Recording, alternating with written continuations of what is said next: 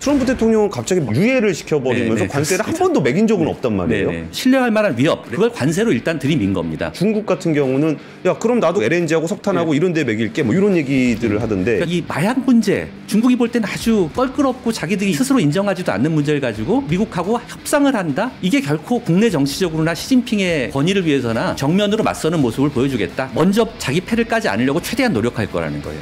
왜냐하면 우리나라 포지션은 좀 어떤가요? 이게 중국하고 연결되는 겁니다. 남중국해 항행 자유 이런 식의 문제가 있는데 거기 석유 실어오고 원자재 실어오는 나라가 어디지? 한국하고 일본 아니야. 근데 왜 그걸 미군이 가서 돈 들여가면서 하고 있어? 이거 오히려 그렇게 접근할 거예요. 관세를 가지고 무기화해서 싸울지 모릅니다. 미국도 하는데 왜 우리 못하냐 이런 식의 확산될 겁니다. 사건 시작하겠습니다. 안녕하세요. 권선우 팀장입니다. 요즘에 아침에 일어나면 제일 먼저 하는 게 뉴스 보는 건데 뉴스 볼 때마다 트럼프 대통령의 뉴스가 항상 대미가 아니죠. 대미는 끝이니까 항상 헤드라인을 장식을 하고 있는데요. 갑자기 멕시코, 캐나다, 중국에다 관세 매긴다 그랬다가 갑자기 파나마 운하 달라 그랬다가 그린란드 달라 그랬다가 이게 어떤 때는 또 정작 캐나다, 멕시코는 그 행정명령이 시행이 되기도 전에 갑자기 유예를 주기도 하고 그리고 파나마 나 그린란드 같은 경우는 분명히 안 줄 텐데 뭘 자꾸 달라 그래 라는 생각도 막 드는데 제가 문득 그런 생각이 들었어요. 우리는 미국이 아닌데 자꾸 미국 얘기를 보고 있는 게 아닌가. 그러면 오히려 미국을 상대하는 국가들을 봐야 우리가 이제 앞으로 어떻게 대응을 할 수 있는지를 좀 볼 수 있는 게 아닌가 싶어가지고 오늘은 지정학 전문가를 모시고서 미국을 상대하는 다양한 국가들의 이야기를 좀 나눠보려고 합니다.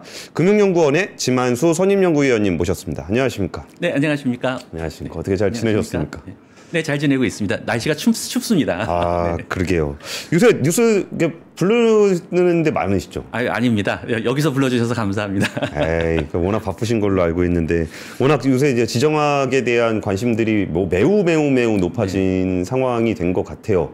이제 확실히 자유무역의 시대는 이제 접은 것 같죠? 그러니까 자유무역과 세계화 시대가 끝나고 이제 지정학과 보호주의 시대가 됐다 이런 식으로 많이들 생각하고 있는 것 같고요. 교과서가 아니라 이제 매일매일 신문을 보면서 기업들이 고민해야 되는 뭐 교과서대로 되는 일이 없지 않습니까? 요즘에는. 그러게. 근데 사실 그 그러니까 분할된 그런 세상, 그 세계화나 자유무역의 시대가 아닌 시대가 무엇이다라고 정의하기에. 그 형태가 아직 없는 것 같아요. 네, 아직 없고 결국 미국이 지금 보여주기 시작하는 것 같습니다. 자기가 가진 힘이나 어떤 그 파워가 그 레버리지가 있다면 기꺼이 쓰는 거죠. 그냥 규칙을 가지고 움직이는 게 아니라 힘의 논리대로 움직이는 거고 미국 입장에서는 그게 아까 말씀하신 관세. 우리 시장에 들어오려면 우리 시장이 아주 세계에서 제일 좋은 돈 벌 기회를 제공하고 있으니까 거기 들어올 때 입장료를 내라. 그게 관세일 수도 있고 앞으로 부과할 어떤 다른 종류의 그 세금일 수도 있고 그렇게 자기가 갖고 있는 것을 이제 공짜로 내놓지 않겠다. 자유무역이라는 이름으로 공짜로 제공하지 않겠다. 이런 생각으로 바뀌고 있는 것 같습니다. 근데 생각해보면 사실 우리가 관세라는 것을 이야기할 때는 언제나 무역과 관련한 부분들에 사용하던 용어란 그렇죠. 말이에요. 근데 이번에도 당연히 그 멕시코에서 이제 무관세로 넘어가는 물량들이 많으니까 우린 그걸 생각했었는데 트럼프 대통령은 갑자기 마약 얘기를 하면서 관세를 매겼다가 또 정작 이게 딱 되는 날 전에 그러니까 뭐 유예를 시켜버리면서 관세를 한 번도 매긴 적은 없단 말이에요. 이건 어떤 전략으로 봐야 됩니까? 이 라이트하이저라고 왜 트럼프 때 이제 그 USTR 무역 대표부 그 대표를 했던 사람이 이제 뭐 자유무역의 환상 뭐 이런 그 책을 썼었는데 거기 보면 지금 트럼프도 유사한 얘기를 하고 있는데 무슨 얘기를 하냐면 신뢰할 만한 위협 없이는 협상장에 나가면 안 된다 이런 얘기를 하고 있습니다. 협상을 할 때는 내가 펀치를 갖고 있어야 되고 상대가 두려워할 만한 즉 상대가 신뢰하는 위협이 있어야 된다. 그거 없이 협상장에 나가면 안 된다. 신뢰는 어떤 우리가 따뜻한 느낌이 그런 아니라 느낌이 아니라 저가 한 대 맞을 수 있다라는 신뢰. 겁이 나는 어떤 카드를 들고 가야 되는데 예를 들어 그 마약 문제를 펜타닐 문제를 가지고 캐나다랑 멕시코랑 오래 얘기를 해왔고 중국하고도 얘기해왔잖아요. 그때 상대의 선이나 국제적인 규범이나 이런 걸 들고 가봐야 안 된다라는 그런 믿음이 있는 그룹이라는 겁니다. 이분들이. 그래서 말하자면 신뢰할 만한 위협, 레버리지, 펀치를 들고 가야 되는데 그걸 관세로 일단 들이민 겁니다. 그럼 상대는 내가 여기서 협상에서 진지하게 또는 미국의 입장을 충분히 반영하지 않으면 또 두려 맞는구나.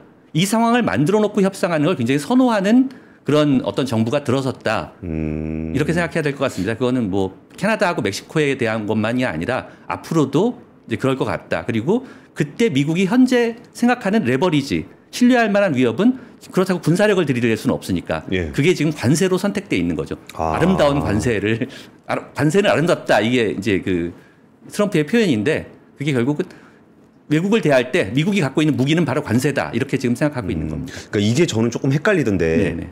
저는 관세 얘기를 하는데 뭐 국제 뭐 비상 모시기 이거는 좀 네. 이상한 거를 하면서 그게 뭐 우리가 무역 적자가 났으니까 국가 비상 사태를 선포할 수는 없잖아요. 네. 그러니까 이제 마약이라는 것을 명분으로 삼아서 관세를 매겼나라고 처음에 생각하다가 네. 반대로 진짜 그 무역 그 저기 뭐야 불법 이민과 마약 문제를 해결하기 위해서 관세를 정말 이용한 건가? 그러니까 정확히 말하면 관세라는 무기를 자유롭게 활용하기 위해서 국가 비상사태나 예전에 그 통상법 301조 같이 오랫동안 사문화된 구조를 찾아낸 거라고 보는 게 맞습니다.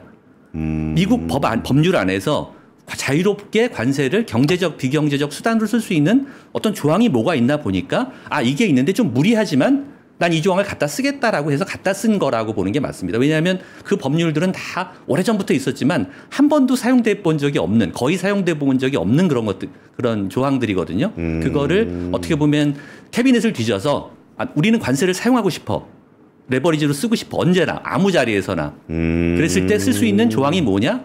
찾아낸 게 301조나 그 국가 비상사태 그 관련 조항 이런 것들이라고 생각합니다. 그럼 이건 진짜로 그 마약과 불법 이민을 막으려고 관세라는 카드를 사용한 거예요? 아, 그렇죠. 그 협상에서 상대국들이 더 진지하게 임하도록 하기 위해서 사용한 거고 실제로 어느 정도 효과를 거뒀다고 보는 게 맞는 것 같아요. 적자 때문에 그런 게 아니고? 적자 때문에는 또 쓰겠죠. 그거는 이게 유럽에 대해서 이제 10% 관세 얘기를 하고 있는 거나 또는 보편 관세 얘기하는 거는 이제 또는 중국하고 60% 얘기했던 것들은 마약 얘기가 또 아니고 그건 또 적자 얘기고 그건 아직도 시작도 안 했다는 거고 아, 미국 얘기는 4월 1일까지 왜 미국의 모든 무역 협정과 무역 상황을 재점검하는 기간을 갖겠다라는 얘기를 했는데 그리고 나서 아마 좀 본격적으로 근거를 가지고 또 얘기하기 시작할 겁니다. 저는 관세로 얘기를 하길래 이게 통상 문제인가라고 생각했더니 그게 아니라 불법 이민 마약 문제를 해결하기 위해서 통상의 카드를 갖다 들이민 거가 되는 거네요. 그렇죠. 세계화 시대가 끝나고 지정학 시대가 됐다는 말이 결국은 경제하고 비경제가 결합하는 시대가 왔다는 얘기고 관세가 통상 문제가 아닌 시대가 됐다는 거고 그걸 미국이 앞장서서 보여주고 있는 거죠. 이 시대는 이렇게 하는 거야 라고 보여주고 있는 건데 뭐 그렇다고 모든 나라가 또 따라할 수 있는 건 아니고 미국이니까 하고 있는 겁니다. 근데 멕시코 같은 경우는 이제 먼저 뭐 한 17,000명인가 군 병력 보내겠다 그래갖고 유예 받고 캐나다는 뭐 한번 해보자라고 해서 뭐 우리도 여기다 관세 매길 거야라고 하다가 멕시코 보니까 그거 보내가지고 막내 하니까 그럼 나도 보낼게. 그리고 유예를 시켰고 미국은 거기서 중국 같은 경우는 야 그럼 나도 관세 매길게 10% 관세 매기고서 거기 LNG하고 뭐 법원 아니구나 뭐 LNG하고 석탄하고 이런 데 매길게 뭐 이런 얘기들을 하던데 그러니까 중국하고 캐나다 멕시코가 좀 달랐는데요. 결과도 달랐고 태도도 달랐고 중국은 좀 뻣뻣했습니다. 중국이 뻣뻣했던 건 결국 이 마약 문제 중국이 볼 때는 아주 그 껄끄럽고 자기들이 스스로 인정하지도 않는 문제를 가지고 미국하고 협상을 한다. 또는 양보를 한다 아니면 한 달 동안 유예를 받는다 이게 결코 국내 정치적으로나 시진핑의 권위를 위해서나 뭐 이렇게 마뜩하지 않은 거예요. 차라리 정면으로 맞서는 모습을 보여주겠다. 관세 맞고 우리도 관세 때린다. 그리고 그 다음 얘기 진짜 중요한 얘기가 무역 적자나 뭐 보조금이나 기술 유출이나 이런 문제로 또 있지 않겠습니까? 그쵸. 사실 마약이 본론이 아니잖아요. 미중 사이에는 그 본론을 위해서 내가 내 태도를 분명히 하는 기회로 사용하는 게 낫지. 한 달 동안 또 미국 입장에서 끌려다니다가 그 다음에 한 달 후에 또 맞아도 체면이 손상되는 거고 한 달 사이에 미국이 새로운 요구를 해서 중국을 곤란하게 만들어도 사실은 중국의 체면이 깎이는 거잖아요. 그래서 이거는 본 게임이 아니니까 본 게임을 위해서 우리 한번 말하자면 고개를 빳빳이 세우는 모습을 보여준다. 이런 식으로 중국은 대응하는 것 같습니다. 그 생각해 보면은 이제 캐나다, 멕시코 같은 경우는 그 마약 문제가 실제로 있으니까 그 동네는 그걸 또 서로들 그 문제에 대한 문제 인식을 하고 있고 정말 그 문제를 해결하기 위해서 뭔가가 필요하기 때문에 관세를 매긴 거라고 한다면 야 그럼 관세 매기지 말고 우리 그 진짜 마약 문제를 진지하게 좀 토론해보자. 이게 되는데 중국은 자기는 사실 펜타닐에 대해서 잘 모르시는 분들이 계셔서 그럴 것 같은데 펜타닐은 합성마약이라 중국에서 보낼 때는 그 장비하고 제품이 의약품으로 수출이 된다는 거죠.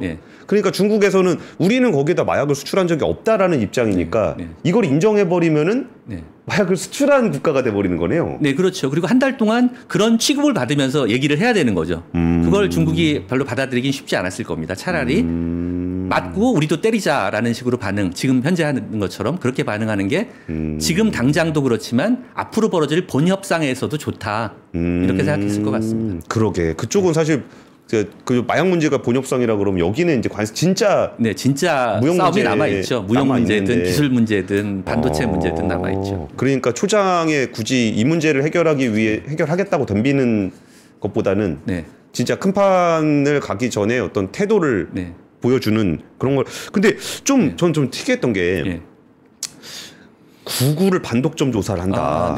근데 사실 중국에서는 안드로이드를 안 쓰잖아요. 그러면 구글을 반독점 조사를 한다라는 게 별로 데미지가 없을 것 같거든요. 그러니까 그게 꼭 구글 서비스에 관한 게 아니라 그게 이제 구글의 모에서 알파벳 포함해서 이제 그 이름 우리가 알고 있는 검색 서비스 말고도 중국에서 하는 비즈니스가 좀 있고 중국 기업들의 인수합병 관련된 일들이 있어서 한 2년 전부터 그런 기술적인 이슈로 반독점 그 소송이 조사가 진행되고 있었어요. 근데 2년 동안 그냥 좀 놔두다가 지금 이참에 이제 테이블에 다시 꺼내놓은 거고, 그건 좀 그런 의미에서는 시점이 좀 우연인 면도 분명히 있다고 생각합니다. 구글 얘기는. 근데 그러니까 구글 얘기만 드리려 그런 건 아니고 LNG 석탄에서 몇 개 항목들 이렇게 그렇죠. 보니까 이게 뭐 맞았다라고 해서 반발 그리고 또 중국도 입 험하기로는 어디 가서 안 뚫리잖아요. 근데 이번에 대응하는 게 대응을 자제하는 모습이 분명히 보이고 그 천연가스, 석탄 이렇게 별로 수입도 안 하는 거 그런 거에 15% 걸고 뭐 트럭 그다음에 픽업 차량 뭐 이런 것들을 조금 이제 걸어놨는데 사지도 않는 거 자기들 많이 사지도 않는 걸 걸어놨는데 그러니까 체면 치레인 면이 있고요. 미국을 자극하고 싶지는 않은 거예요. 미국에 피해를 주고 싶은 생각도 없는 거예요. 그냥 어떻게 보면 트럼프가 강조했던 에너지 산업, 자동차 산업 이런 쪽에도 피해가 갈 수 있다는 경고를 넌지시 던지면서 어쨌든 4월 이후에 펼쳐질 어떤 협상장이 있는데 미국은 뭔가 막 올려놨는데 중국은 아무것도 안 올려놓으면 나중에 덜어낼 때 다른 걸 덜어내야 되잖아요. 그러니까 이번에 우리도 이걸 우선 미국의 요 조치에 대해서는 우리도 이걸 올려놓고 다른 것도 많습니다. 사실은 앞으로 얘기할 게. 그러면서 말하자면 대등한 테이블을 만들기 위한 정도의 조치이지 이게 뭐 미국에 타격을 주기 위해서 하는 조치다 이런 거는 아닌 것 같아요. 그냥 다만 트럼프한테 일종의 경고를 던지는데 당신의 그 미국인들한테 약속했던 에너지나 자동차 산업의 부흥에도 우리가 마이너스 효과를 충격을 줄 수도 있고 그다음에 그 당신의 지지 기반인 빅테크에게도 우리가 휘두를 수 있는 수단이 있다는 정도를 시사하는 거죠, 그냥. 그럼 지금 아까 트럼프를 맞이하는 시진핑의 테이블 세팅은 아직 테이블 세팅은 그 테이블에 올라오지는 않았는데 그쪽에서 이렇게 슬쩍 올리는 오니까 여기 또 그럼 밑에 있던 거를 슬쩍 올려가지고 올려는 놓겠다. 왜냐하면 나중에 이걸 올려놓고 계속 놔두고 싶은 게 아니에요. 같이 내리려면 올려놔야 되는 거죠. 그래야 같이 내리자고 하지 아니면 나는 내릴 것도 없는데 상대 보고만 내려달라고 할 수는 없잖아요. 아마 안 통할 거 아니에요. 그러니까 남이 올려놨을 땐 나도 올려놔야 되는 거죠. 뭐든 간에. 사실 그런 생각이 좀 들긴 들었습니다. 사실 미국이 멕시코하고 캐나다에서 마약을 막아버리면 중국은 보내든 안 보내든 미국으로 마약이 안 가는 거잖아요. 그래가지고 이게 미국이 중국에다 해놓고서 왜 서로 좀 이상한 카드들이 나왔다 사실은 싶었는데 중국이 자기가 내보내는 게 얼마나 마약으로 전환되는지를 사실 컨트롤하기는 외부 국경 밖에서 일어나는 일이니까 굉장히 어려워서 중국은 그냥 이 이슈 자체를 인정하고 싶지 않아 하는 겁니다. 이걸 가지고 미국하고 굉장히 진지하게 얘기하고 싶어 하지도 않는 거고요. 그러니까 다만 미국이 원하는 거를 충분히 우리도 고려하고 왜냐하면 자기들도 공식적으로는 미국에 마약이 들어가게 하고 싶은 생각이 전혀 없다는 거니까 그쵸. 막을 수 있는 건 다 막겠다. 근데 이거를 말하자면 우리를 공격하는 카드로 삼는 거는 말하자면 기분이 나쁜 겁니다. 우리를 마약 수출국 취급을 해? 이제 이런 생각을 하는 거죠. 그러니까 이제 본 게임 하기 전까지는 우리도 그냥 워밍업 정도. 워밍업도 하고 약한 모습은 보이지 않고. 근데 저는요 트럼프 대통령과 중국의 관계를 보면 참 묘하다는 생각이 들어요. 예전에 바이든 대통령은 그렇게 뭐 말을 그렇게 험하게 하진 않았다고 하더라도 진짜 거의 적대국 취급을 했거든요. 맞아요. 상대를 좀 안 했죠. 또. 그러니까 선을 아예 그어서 우리 편 남의 편을 그어서 우리 편이 있고 남의 편이 있을 때 남의 편은 아예 거래 대상이 아니야. 협상의 대상이 아니야. 예. 그래가지고 오히려 말은 착하게 했지만 적대적으로 대한 건 바이든 행정부가 훨씬 적대적으로 예, 대한 것 그렇습니다. 같아요. 예. 근데 뭐 트럼프 대통령은 시진핑이랑 나는 얼마나 뭐 친하게 지낼 수 있고 잘 할 수 있고 잘할 수 있다 그러면서 말은 막 때려. 이게 어떤 태도입니까? 그걸 이렇게 보면 될 것 같아요. 바이든은 이른바 동맹을 중시한다, 가치를 중시한다 이런 얘기를 했었잖아요. 네. 그래서 바이든은 중국 문제를 다른 나라를 돌아다니면서 풀었어요. 유럽에 가서 중국을 견제하는 동맹을 만들자 G7에서 그 결의를 히로시마에서 뭐 그 G7 회의할 때 그런 걸 결의문을 내자 또 그 아시아에 와서 한국하고 일본하고 중국을 염두에 두는 한미일 어떤 협력 구조를 강화하자 또 인도 태평양 지역에서 왜 IPEF라고 국제기구 만들었지 않습니까? 그런 식으로 중국은 만나지도 않으면서 그리고 가끔 장관들이나 보내서 위기 관리나 하면서 중국 말고 다른 나라들 쭉 돌아다니면서 중국을 상대로 하는 그런 그룹을 만드는 데 주력했거든요. 이제 그런데 트럼프는 이제 그런 의미에서는 굉장히 또 어떻게 보면 중국을 그 적대시했던 거죠. 적대국을 포위하기 위한 망을 친구들하고 구축한 거죠. 바이든은. 그러니까 아예 상대를 안 하겠다는 거잖아요. 그런데 트럼프는 좀 다릅니다. 중국 문제를 중국하고 풀겠다는 입장이에요. 중국 문제는 중국하고 풀어야지 다른 나라랑 얘기할 게 아니다. 왜냐하면 1차 무역협상 이런 걸 자기는 시진핑을 다뤄봤다고 생각하거든요. 이미 지난번 임기에. 그래서 그 동맹이나 뭐 어떤 세계적인 구조를 만들어서 중국을 견제하겠다는 게 아니라 중국에 대해서 문제 제기를 직접 하고 그 문제를 풀어내겠다. 무역 적자 문제든 기술 문제든 반도체 문제든 이런 입장이기 때문에 트럼프는 또 거꾸로 굉장히 중국에 대해서 적대적인 언사를 하고 있지만 어쨌든 만나서 풀려고 할 겁니다. 그게 또 중국이 기대하는 바죠. 바이든처럼 만나지도 않으면서 다른 나라 가서 다 중국 견제하는 얘기를 하고 나면 사실 대응할 일이 방법이 없었거든요. 방법이 없죠. 예, 그런데 트럼프는 어쨌든 직접 얘기를 할 거고 그러면 결국 주고 받을 수 있는 거잖아요. 그래서 그 테이블은 이건 트럼프하고는 테이블은 열 수 있다. 그럼 거기서 뭘 해야 될까를 고민하는 단계. 그런 어떤 공간이 중국한테 열린 거죠. 미국하고 직접 대화할 공간이. 근데 그 이제 트럼프와 시진핑이 처음 만나는 사이가 아니잖아요. 일단 그렇죠. 딱 4년 동안 한압을 겨뤘던 사이인데 우리가 좀 그 시대를 좀 잊어버린 것 같아요. 그때 뭐 얼마 그렇죠. 받고 얼마 더, 얼마 받고 얼마 더, 얼마 받고 더 해도 이런 일이 있었다는 정도만 기억하는데 그때가 주는 양국가의 교훈은 뭐가 있을까요? 그러니까 중국 입장에서는 그때 협상할 때도 그랬어요. 중국 협상단이 도착할 때 추가 제재하고 막 이런 식으로 트럼프 때는 어떻게 보면 협상의 어떤 모든 그 프로토콜 외교적인 그런 협상을 하지 않았어요. 상대방 불러놓고 망신 주고 뭐 이런 식으로 했기 때문에 그 예측 불가능성과 뭐 이런 것에 대해서 굉장히 조심을 하려고 할 거고 그래서 첫 번째로는 굉장히 수동적일 겁니다. 수동적이고 후행적. 일단 미국의 패를 보기 전에 행동하면 안 되겠구나 이런 생각을 할 거예요. 그냥 저 협상단 오라고 그래서 워싱턴에 그때 가면 가는 비행기 앉기 전에 추가 제재 조치 하나 발표하고 자 거기서부터 또 얘기하자 막 이런 식으로 행동했었거든요. 당시에. 그래서 굉장히 수동적 후행적으로 반응을 할 거고 그리고 이 수동적 후행적이라는 거 조금만 더 구체적으로 말씀해 그러니까 미국이 하는 걸 보고 움직이지 막 먼저 자기 패를 까지 않으려고 최대한 노력할 거라는 거예요. 왜냐하면 지금 보이는 패가 단지 알 수 없거든요. 지난번에도 그렇게 당했기 때문에. 네. 그다음 또 하나의 문제는 사실 중국의 약점인데 또 하나는 지난번에 근데 미국하고 정산 안 된 게 있어요. 이른바 1차 무역 협상에서 미국 물건을 2천억 달러어치를 더 사주겠다. 2년 동안 더 사주겠다 그랬는데 그거 잉크도 마르기 전에 코로나 사태가 터졌거든요.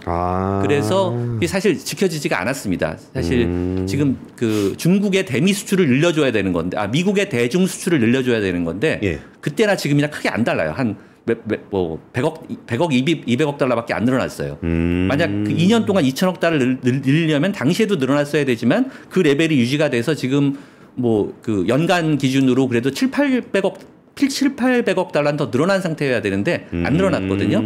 그러니까 그건 근데 중국은 별로 걱정을 안 했어요. 그 다음에 이제 트럼프 물러났으니까 트럼프랑 했던 약속인데 뭐 이제 약간 이러면서 바이든은 또 그걸 별로 문제 제기를 안 했거든요. 근데 그 트럼프가 예상치 못하게 다시 돌아왔잖아요.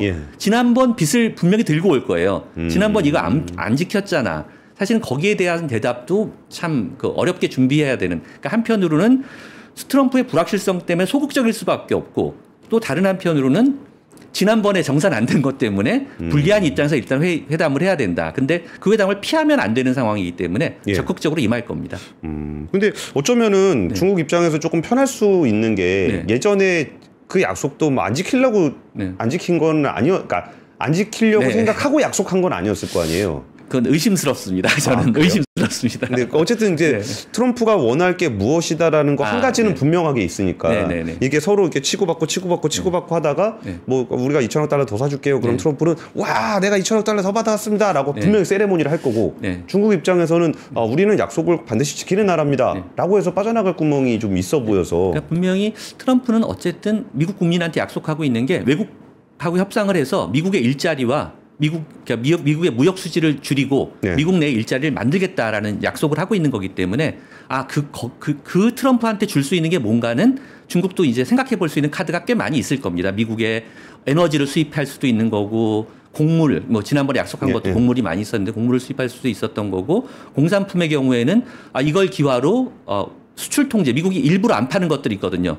그런 것들을 좀 풀어달라. 우린 사고 싶다. 사줄 테니까 풀어달라. 이런 요구를 좀 더 해볼 수도 있는 거고 중국이 사실은 미국에 투자를 해볼 수도 있는 거예요. 그런데 그것도 중국이 원해서가 아니라 미국이 막아서 지금 못하고 있는 거거든요. 그러니까 중국이 하기 싫어서가 아니라. 그것도 되게 특이한 포인트다. 그러니까 트럼프는 자국에다 투자를 하라는 건데 바이든은 미국 투자를 그러니까 중국 투자를 아예 안 받겠다. 그건 위험하다고 받지 않겠다는 거였죠. 근데 만약에 트럼프랑은 얘기가 돼가지고 중국이 투자를 하고 그러면 미국이 트럼프 대통령 입장에서는 역시 내가 압박을 하니까 중국이 투자를 해가지고 여기 우리의 일자리가 생깁니다를 세레모니를 하고 중국 같은 경우는 그전에는 아예 접근이 안 되던 시장이었는데 거기에 접근할 수 있는 기회를 얻게 되니까 서로 약간 명분이 생기는 그리고 게임도 그게 있네요. 대규모 제조업 투자일 때는 뭐 기술 유출 문제도 그렇게 크지 않거든요. 예전에 미국의 투자가 다 뭐였냐면 실리콘밸리에서 핵심 기업들을 중국의 투자가 미국 가서 하는 게 다 핵심 기업들을 M&A 하는 거였는데 그게 아니라 그냥 중국의 설비를 미국으로 들고 오라는 거면 그거는 같은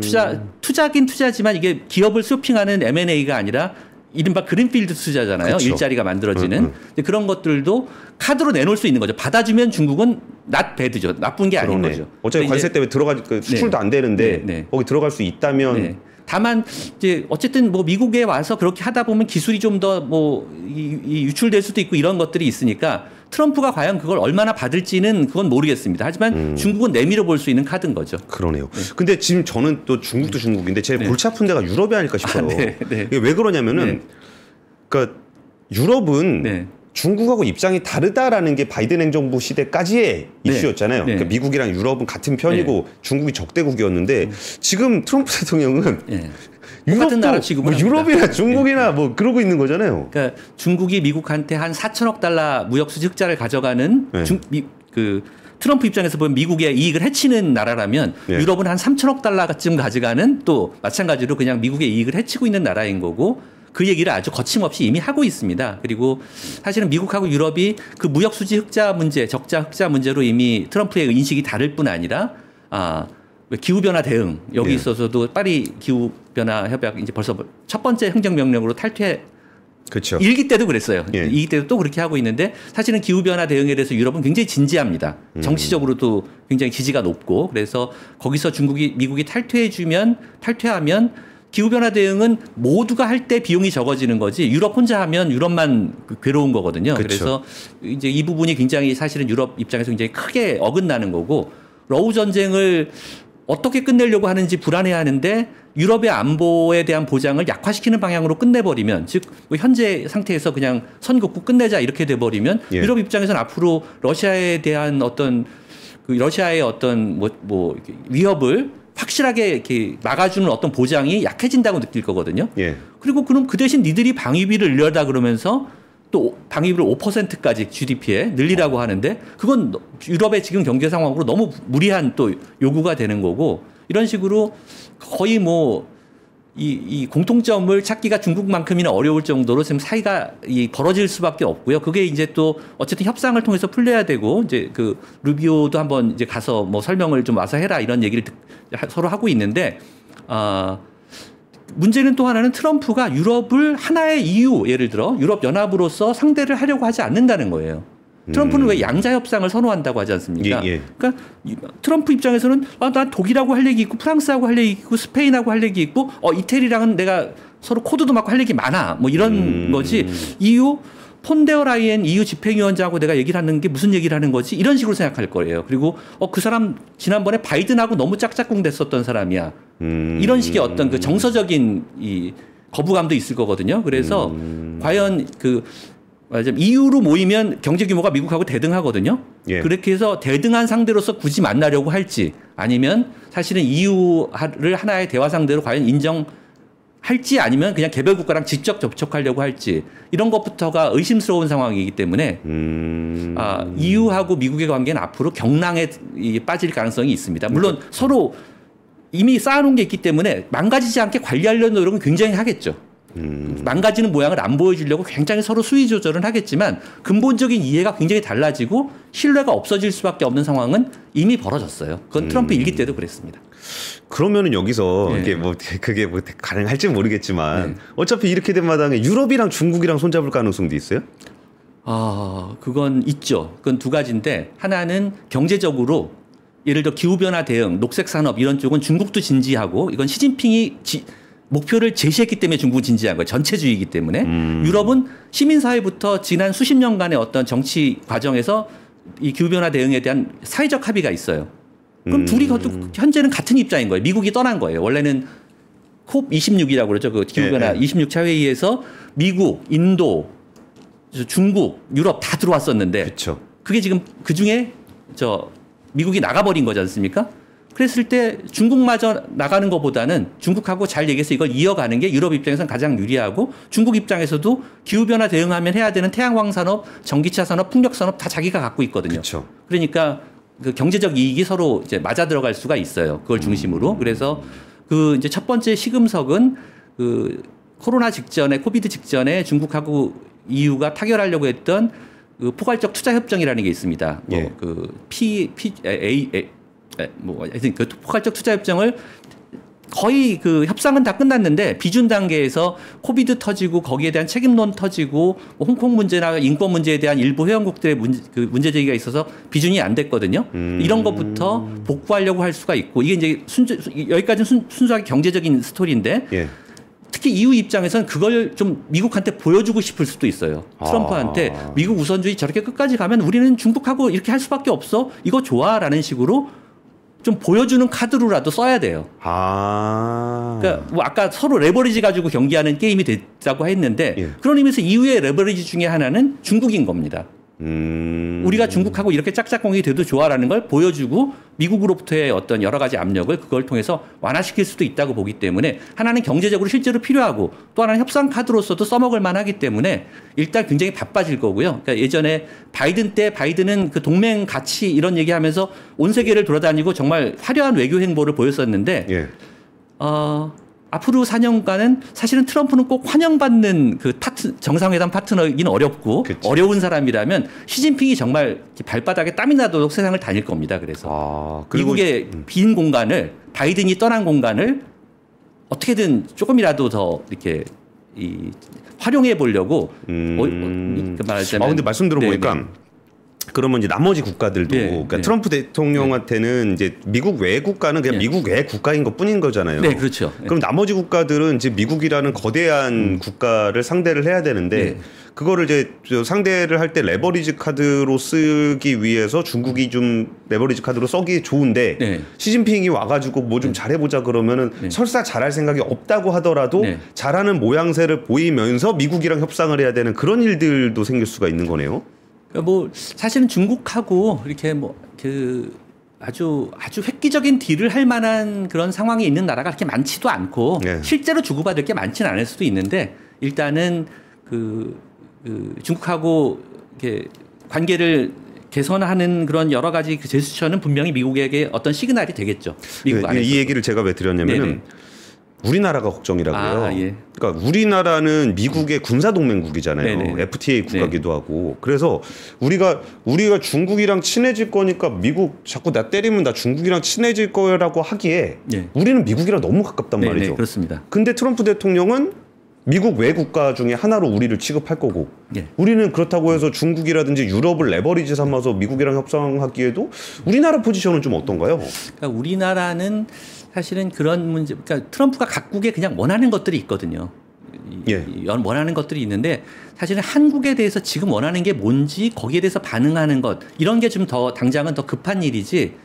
미국하고 중국의 어떤 그 관계를 생각하면서 미국이 어떤 레버리지를 쓸 수 있을까 이런 그런 지금 여유 있는 상황은 사실은 아닌 것 같고 왜냐하면 당장 그 방위비 주한미군 분담금 관련된 캐시가 직접 연결되는 그런 이슈가 있고요. 예. 또 아마도 그 또 하나 아마 미국이 그 우리한테 요구함직한 거는 이른바 남중국해 문제 이게 중국하고 연결되는 겁니다. 남중국해의 어떤 항행 자유 이런 식의 문제가 있는데 그게 이제 바이든 때 굉장히 강조됐는데 트럼프 입장에 대해서 생각해 보면 왜 남중국해 항행의 자유를 미국이 신경 쓰지? 거기 석유 실어오고 원자재 실어오는 나라가 어디지? 한국하고 일본 아니야. 그렇죠. 근데 왜 그걸 미군이 가서 돈 들여가면서 하고 있어? 이거 돈 받고 있어? 오히려 그렇게 접근할 거예요. 그러니까 중국에 대한 동맹 차원이 아니라 자 원래 이건 해야 되는데 남중국해 그래 항행자 우리 하던 거니까 하는데 이 돈을 누가 내지? 이런 문제로 갈 거고 주한미군 방위비 분담도 마찬가지 얘기죠. 우리가 뭐 북한 또는 그 동북아 지역의 안정을 위해서 미군을 주둔하고 어떤 기여를 하는데 그거 왜 돈을 안 받고 있지? 이제 그 이미 일기 때 보였던 모습이잖아요. 그래서 그런 어떤 문제에 어떤 협상 논리가 필요할지 근데 거기에 이렇게 중국하고의 어떤 중국을 레버리지로 활용하는 그런 자리가 별로 있는 것 같진 않아요.